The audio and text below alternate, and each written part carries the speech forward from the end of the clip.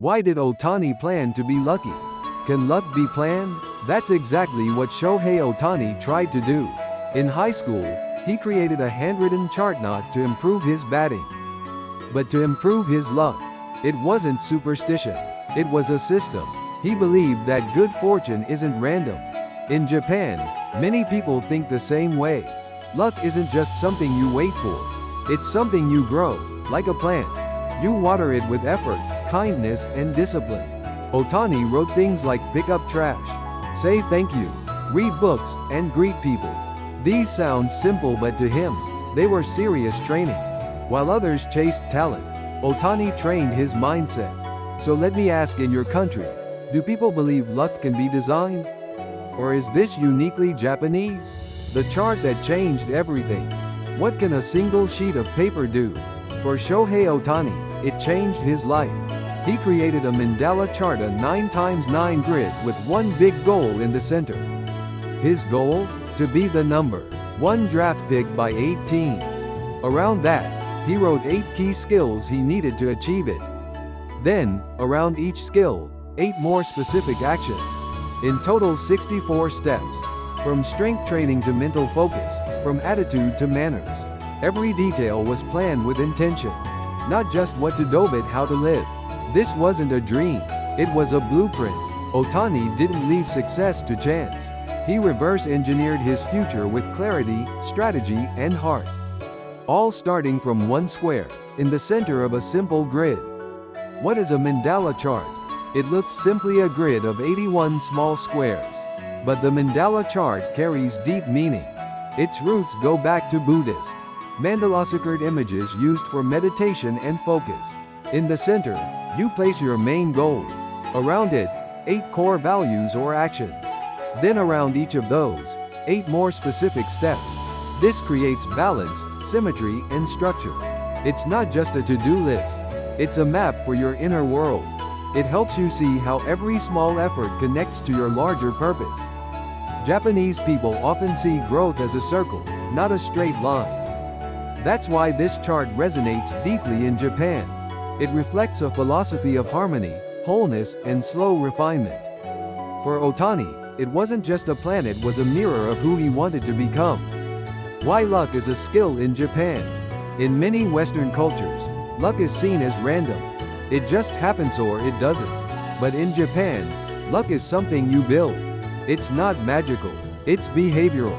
Shohei Ohtani believed that good luck comes from good habits. So on his Mandala chart, he wrote greet others, pick up trash, say thank you, stay positive. These don't seem like training, right? But in Japan, these are daily rituals that shape your spirit.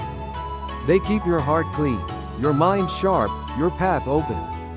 It's called Un-o Sukamu in Japanese, to grab luck. And it's taught like a life skill, not a wish. What you give to the world through manners, kindness, and care comes back as unseen fortune. For Ohtani, luck wasn't about chance. It was about choosing how to act, again and again. Japanese values hidden in the grid. At first glance, Ohtani's Mandala chart looks like a simple grid. But each square reflects deep Japanese values. Words like discipline, humility, and respect appear throughout. These aren't just personal traits, they're cultural pillars in Japan. In Japanese society, success is often linked to character. Actions like greeting others, picking up trash, and showing gratitude are seen as essential. Ohtani's chart emphasizes these behaviors, highlighting their importance. This approach aligns with the Japanese concept of Kaizen, or continuous improvement. It's about making small, consistent efforts every day. Through this lens, Ohtani's chart isn't just a plan, it's a reflection of his cultural upbringing.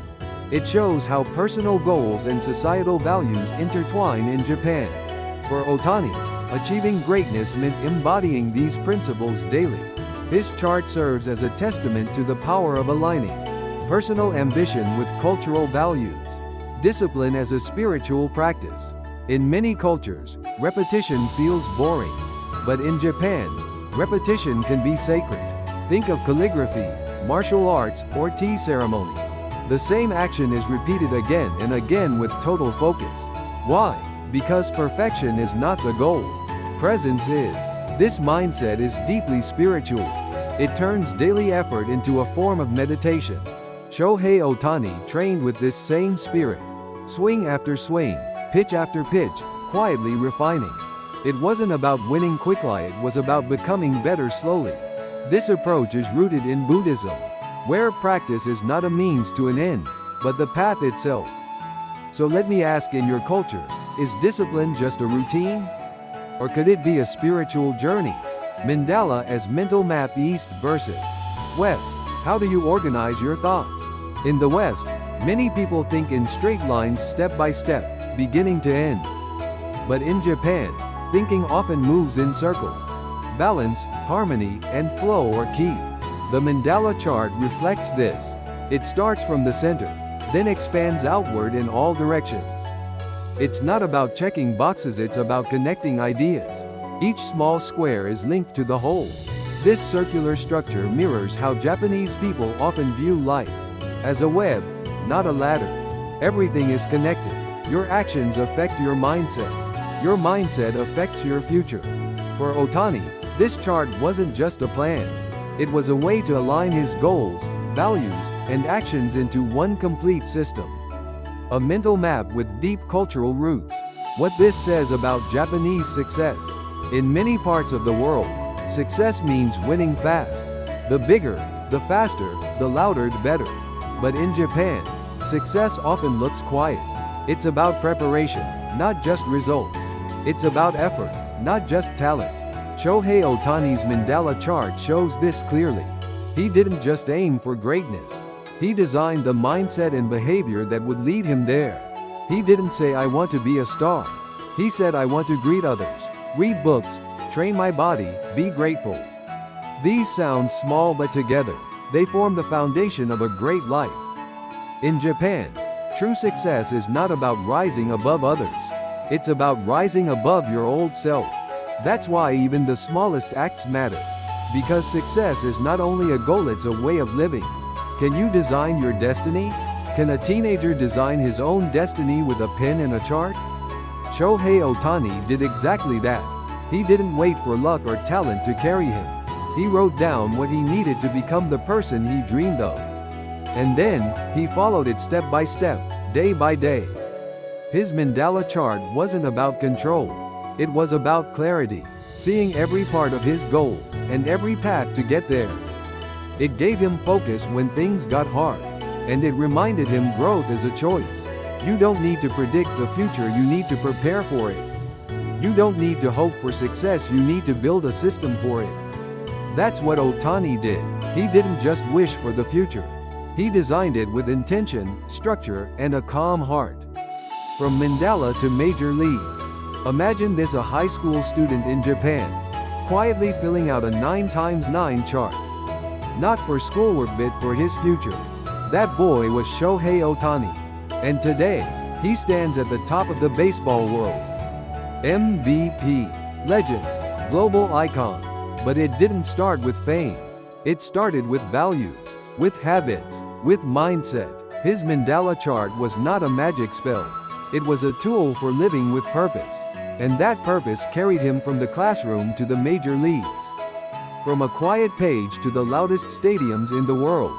The Mandala chart teaches us something powerful. Your dreams are not distant. They just need a map. And maybe, like Ohtani, you can start with one square. And build the rest, one step at a time. Cultural habits like this may seem small, but they reflect big ideas. How does your culture compare? Let's share and learn from each other. Leave a comment if you'd like. And please like and subscribe for more videos like this. Thanks for watching.